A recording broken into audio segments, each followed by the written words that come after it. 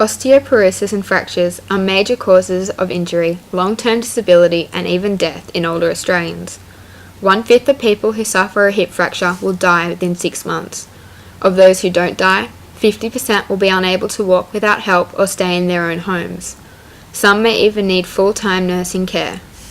1 in 2 Australian women will suffer an osteoporotic fracture.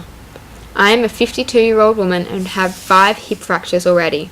My case of osteoporosis is severe, and as a result, I have just been made aware that I am to have a total hip replacement. Osteoporosis is a disease relating to the health of your bones. It is influenced by many factors. However, the factors that contributed to my diagnosis included a strong family history of the disease, as both my mother and grandmother had it, a low intake of calcium in my diet, and little physical activity in my lifestyle. Osteoporosis is often called a silent disease, as there are usually no signs or symptoms until someone has a fracture. This was the case with me.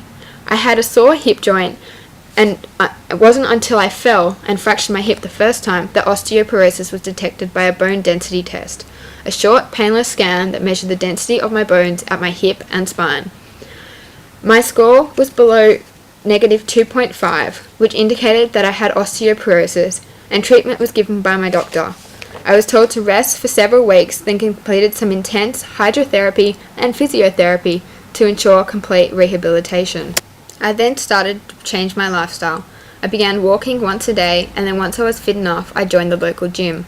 I also started to incorporate a lot more calcium into my diet, eating more dairy and taking calcium supplement tablets prescribed by my doctor. However, this wasn't enough. The change had come too late and the damage was already done. The genetical factors were too great to overcome, and as a result, I had a couple more hip fractures. On consultation with my doctor, we decided the best option was to have a total hip replacement to remove the damage done from the last few hip fractures and decrease the chance of it happening again. The operation was a relatively simple one.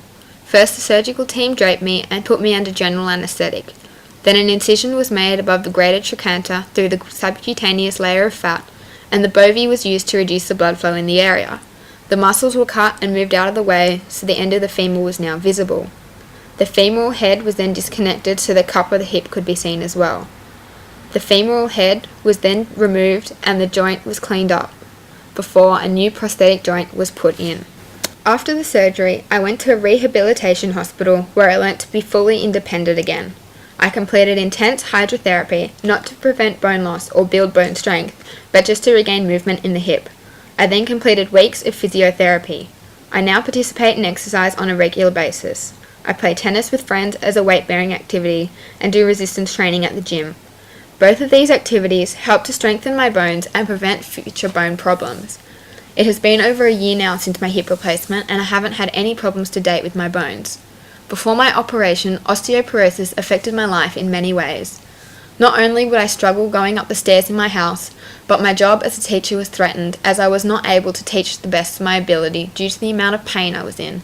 Since the operation, not only can I easily walk up the stairs and teach my students properly, but because of my pain-free existence, I am able to enjoy my life, and my children and husband are much happier now.